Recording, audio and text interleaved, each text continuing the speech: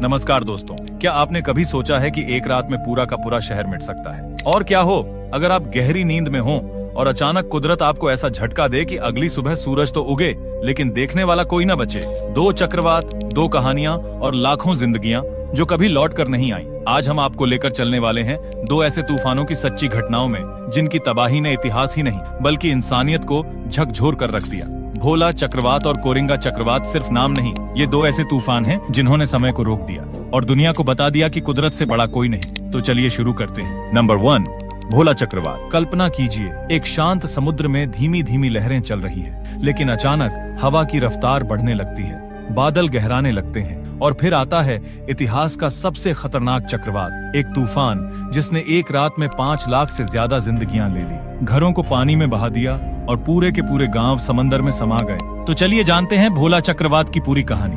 1970 में भोला चक्रवात सिर्फ एक प्राकृतिक आपदा नहीं थी, यह इतिहास की सबसे घातक त्रासदी थी जिसने लाखों लोगों की जान ले ली और एक पूरे देश की राजनीति को हिलाकर रख दिया। इस चक्रवात ने 13 नवंबर 1970 को पूर्वी पाकिस्तान, आज का बांग्लादेश और भारत के पश्चिम बंगाल के तटीय इलाकों में जो तबाही मचाई, वह आज भी सबसे भयानक घटनाओं में से एक मानी जाती है। 1970 का बांग्लादेश पहले से ही गरीबी, भुखमरी और राजनीतिक अस्थिरता से जूझ रहा था। ज्यादातर लोग तटीय इलाकों में छोटे छोटे गांवों में रहते थे, जहां कच्चे मकान और मछली पकड़ने का ही मुख्य जरिया था। मौसम वैज्ञानिकों ने 8 नवंबर को इस तूफान की भविष्यवाणी कर दी थी, लेकिन चेतावनी देने का सिस्टम इतना कमजोर था कि कई लोगों तक जानकारी ही नहीं पहुंची और सरकार ने भी इसे गंभीरता से नहीं लिया और यही लापरवाही लाखों जिंदगियों की मौत का कारण बनी। 13 नवंबर 1970 की वो रात, समंदर से उठने वाला एक कातिल तूफान जिसने हजारों नहीं बल्कि लाखों जिंदगियों को निगल लिया। लहरें इतनी ऊंची थीं कि पूरे के पूरे गांव समंदर में समा गए और हवा इतनी तेज थी कि बड़े बड़े पेड़ उखड़ गए, घरों की छतें उड़ गईं और इंसान उस रात प्रकृति के सामने कितना बेबस था, इसका अंदाजा लगाना भी मुश्किल है। इस विनाशकारी चक्रवात की शुरुआत होती है 8 नवंबर 1970 को, जब बंगाल की खाड़ी में एक हल्का सा दबाव बनता है। धीरे धीरे यह दबाव एक खतरनाक चक्रवात का रूप ले लेता है। मौसम वैज्ञानिकों को यह अंदाजा तो था कि तूफान आएगा, लेकिन कोई नहीं जानता था कि यह इतिहास का सबसे खतरनाक तूफान बनने वाला है। यह चक्रवात धीरे धीरे और ताकतवर होता गया, लेकिन सवाल ये है कि यह चक्रवात इतना खतरनाक क्यों था? दरअसल जब समुद्र का तापमान बढ़ता है तो वहाँ की नमी भाप बनकर ऊपर उठती है और एक चक्रवात बनने लगता है। लेकिन भोला चक्रवात की तबाही के पीछे असली वजह थी स्टॉर्म सर्ज। स्टॉर्म सर्ज यानी समंदर में उठने वाली 6 मीटर ऊंची पानी की लहरें जो पूरे के पूरे गांवों को बहा ले गईं। सोचिए, अगर कोई सो रहा हो और अचानक उस पर 20 फीट ऊंची पानी की दीवार गिर जाए तो क्या होगा? बचने का कोई चांस ही नहीं था। और जब यह पूर्वी पाकिस्तान, आज का बांग्लादेश और भारत के पश्चिम बंगाल की ओर बढ़ा, तब तक ये अपने चरम पर पहुंच चुका था। लेकिन दोस्तों, क्या आप जानते हैं कि स्टॉर्म सर्ज का असर सिर्फ इंसानों पर नहीं बल्कि पूरे के पूरे इकोसिस्टम पर पड़ता है? क्योंकि जब इतनी ऊंची लहरें जमीन से टकराती हैं, तो वहाँ के पेड़ पौधे, मिट्टी और पानी के स्रोत भी प्रभावित होते हैं। नदियों का पानी खारा हो जाता है, जिससे कई वर्षों तक खेती पर असर पड़ता है। लेकिन कई वैज्ञानिक मानते हैं कि 1970 के इस भयानक तूफान के कारण बांग्लादेश और भारत के कई हिस्सों में समुद्री जलस्तर बढ़ने की प्रक्रिया और तेज हो गई। 13 नवंबर की वह रात जब यह चक्रवात तट से टकराया तो हवाओं की रफ्तार 185 किलोमीटर प्रति घंटा थी। लेकिन असली विनाश तो स्टॉर्म सर्ज का था, जिसकी 6 मीटर ऊंची पानी की दीवार पूरे गांवों को बहा ले गई। लाखों लोग सो रहे थे और उन्हें यह भी नहीं पता था कि यह उनकी जिंदगी की आखिरी रात होगी। मनपुरा द्वीप, भीषणनगर और ताजमुद्दीन ये कुछ ऐसे इलाके थे जहां इस भोला चक्रवात ने पूरी आबादी ही खत्म कर दी। हजारों लोग पानी में बह गए और जब सुबह हुई तो चारों तरफ सिर्फ लाशें थीं। सुबह का सूरज उगा, लेकिन जमीन पर जीवन के कोई निशान नहीं थे, बल्कि हजारों की संख्या में लोग बह गए थे। जो बच गए वे भूख और बीमारियों से मर रहे थे। चारों तरफ सिर्फ लाशें बिछी थीं। लेकिन सबसे चौंकाने वाली बात थी राहत दलों का देरी से पहुंचना। पाकिस्तान सरकार ने इस त्रासदी को गंभीरता से नहीं लिया। राहत सामग्री बहुत देर से आई और जब आई भी तो उसे सही तरीके से बांटा नहीं गया। कुछ रिपोर्ट्स के अनुसार हफ्तों तक कई इलाकों में खाना और दवाइयां नहीं पहुंची। क्या आपको पता है कि दुनिया के कई देशों में इस त्रासदी के बाद पाकिस्तान सरकार की भारी आलोचना हुई? अमेरिका, ब्रिटेन और कई यूरोपीय देशों ने मदद भेजने की पेशकश की थी, लेकिन सरकार की धीमी प्रतिक्रिया के कारण यह राहत सही समय पर नहीं पहुंच पाई। कुछ रिपोर्ट्स के अनुसार अंतर्राष्ट्रीय मदद भी भ्रष्टाचार की भेंट चढ़ गई थी। सोचिए, जब लाखों लोग मर रहे थे तब भी कुछ लोग सिर्फ अपने फायदे के बारे में सोच रहे थे। इस त्रासदी ने न सिर्फ इंसानों को मारा, बल्कि यह एक पूरे देश की आजादी की चिंगारी भी बना। लेकिन सबसे बड़ा सवाल यह था कि मरने वालों की असली संख्या कितनी थी। आधिकारिक आंकड़ों के मुताबिक 3 लाख से 5 लाख लोग इस चक्रवात में मारे गए, यानी कि यह मानव इतिहास की सबसे घातक चक्रवाती आपदा थी। लेकिन क्या यह सिर्फ प्राकृतिक आपदा थी या इसके पीछे इंसानी लापरवाही भी जिम्मेदार थी? इस आपदा के बाद लोगों को उम्मीद थी कि तत्कालीन पाकिस्तान सरकार राहत और बचाव कार्य में तेजी लाएगी, लेकिन हुआ कुछ उल्टा। राष्ट्रपति याहिया खान की सरकार इस आपदा को संभाल नहीं सकी। राहत सामग्री बहुत कम भेजी गई और जो भेजी गई वो भी प्रभावित इलाकों तक नहीं पहुंची। लोगों को हफ्तों तक खाना और दवाइयां नहीं मिली। और यही नहीं, इस चक्रवात ने राजनीतिक रूप से भी पाकिस्तान को झकझोर दिया।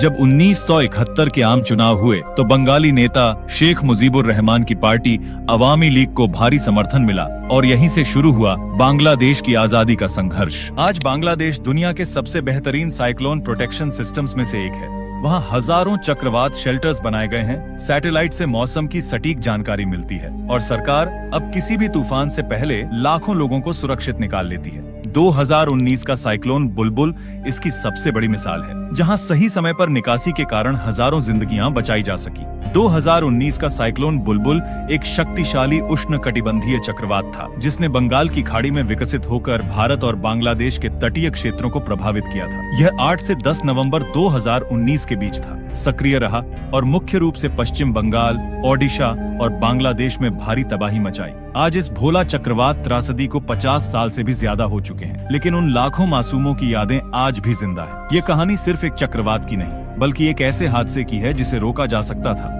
अगर सरकार और सिस्टम ने सही समय पर काम किया होता तो इस त्रासदी को काफी कम किया जा सकता था। इस वीडियो को ज्यादा से ज्यादा शेयर करें ताकि लोगों को पता चले कि एक प्राकृतिक आपदा सिर्फ तबाही नहीं लाती, बल्कि यह हमें बेहतर बनने का मौका भी देती है। Number 2, Coringa cyclone. कहते हैं कुदरत जब तबाही लाता है तो कोई नहीं बच सकता। न घर बचते हैं, न जहाज और न इंसान। 25 नवंबर 1839 एक ऐसा दिन जिसे कोरिंगा के लोगों ने सपने में भी नहीं सोचा था। कुछ ही घंटों में सब कुछ खत्म हो गया। शहर तबाह हो गया, हजारों जहाज समुद्र में डूब गए और 3 लाख से ज्यादा लोग हमेशा के लिए इतिहास में खो गए। ये कहानी है भारत के सबसे विनाशकारी चक्रवात की, जिसका नाम है कोरिंगा साइक्लोन चक्रवात। 25 नवंबर 1839 ये वो तारीख है जो इतिहास के पन्नों में हमेशा के लिए दर्ज हो गई, क्योंकि भारत के पूर्वी तट पर बसा एक समृद्ध बंदरगाह शहर कोरिंगा इस दिन पूरी तरह से तबाह हो गया। तेज हवाएं, उफनता समुद्र और 40 फीट ऊंची लहरों ने वह तबाही मचाई जिसे कोई सोच भी नहीं सकता था। इस चक्रवात ने लगभग 3 लाख लोगों की जान ले ली और शहर के 20,000 से अधिक जहाजों को समुद्र में डुबो दिया। लेकिन क्या आप जानते हैं कि कोरिंगा इससे पहले भी प्राकृतिक आपदाओं का शिकार हो चुका था? लेकिन यह तूफान इतना भयानक क्यों था कि इसने पूरे शहर को हमेशा के लिए खत्म कर दिया? तो चलिए इस भयानक त्रासदी की पूरी कहानी को विस्तार से जानते हैं। 19वीं सदी के दौरान कोरिंगा, जो कि वर्तमान में आंध्र प्रदेश के गोदावरी जिले में स्थित है, भारत के सबसे व्यस्त बंदरगाहों में से एक था।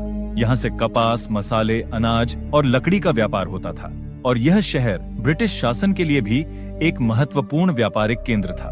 कोरिंगा की भौगोलिक स्थिति इसे एक समृद्ध तटीय शहर बनाती थी, लेकिन इसी स्थिति ने इसे एक बड़े खतरे के कगार पर भी ला दिया था। बंगाल की खाड़ी से उठने वाले उष्णकटिबंधीय चक्रवात इस क्षेत्र के लिए हमेशा से ही खतरनाक रहता था, लेकिन 1839 का तूफान इससे भी कहीं ज्यादा भयावह था। लोगों को यह अंदाजा तक नहीं था कि कुछ ही घंटों में उनका शहर पूरी तरह से बर्बाद होने वाला है। और फिर आई 24 नवंबर 1839 की शाम। इस रात को मौसम अचानक बदलने लगा। हवा की गति धीरे धीरे बढ़ रही थी। आसमान में घने काले बादल छा रहे थे। समुद्र में लहरें पहले से ऊंची उठने लगी थीं। लोगों को समझ नहीं आ रहा था कि यह सब क्या हो रहा है, लेकिन कोई यह नहीं जानता था कि यह तूफान कोरिंगा के अस्तित्व को हिला कर रख देगा। जैसे जैसे रात हुई, हवा की गति 260 किलोमीटर प्रति घंटे तक पहुंच गई। घरों की छतें उड़ने लगीं, पेड़ उखड़कर सड़कों पर गिरने लगे और चारों तरफ अफरा तफरी मच गई। लेकिन असली तबाही अभी बाकी थी।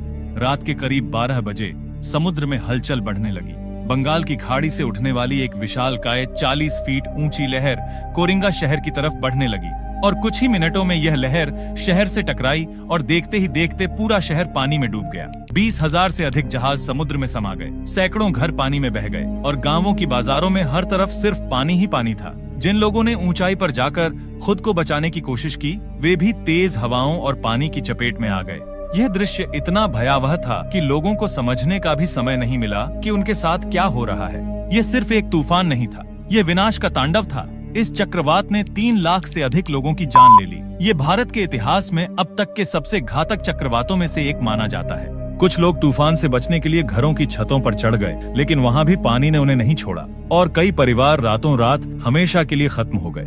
समुद्र ने इस शहर को पूरी तरह से झंझोड़ कर रख दिया और अगली सुबह जब सूरज उगा तब सिर्फ पानी में तैरती हुई लाशें ही दिखाई दी। कुछ लोग जिंदा भी बच गए थे, लेकिन वे कभी इस त्रासदी को भूल नहीं पाए। इस चक्रवात के बाद कोरिंगा कभी दोबारा पहले जैसा नहीं बना। जो लोग बच गए थे वे यहाँ से दूसरे शहरों में पलायन कर गए। धीरे धीरे यह जगह वीरान होती गई और आज ये सिर्फ एक छोटे से गांव के रूप में जाना जाता है। जहाँ कभी कोरिंगा की समृद्ध गलियां हुआ करती थीं, आज वहाँ बस पुराने मंदिरों के खंडहर और वीरान समुद्र तट ही बचे हैं। इतिहास हमें सिखाता है कि कुदरत के सामने इंसान कितना असहाय होता है। आज की बात करें तो आधुनिक विज्ञान ने अब तूफानों की भविष्यवाणी करने के लिए कई तकनीकों को विकसित कर लिया है, लेकिन फिर भी कोई भी पूरी तरह से प्राकृतिक आपदाओं को रोक नहीं सकता। आज भी भारत के पूर्वी तट पर हर साल कई चक्रवात आते हैं, लेकिन अब हम इनके लिए पहले से तैयार रहते हैं, जिससे जान माल की क्षति को कम किया जा सके। लेकिन 1839 में ऐसी कोई चेतावनी प्रणाली नहीं थी और यही कारण था कि कोरिंगा के लोगों को बचने का कोई मौका नहीं मिला।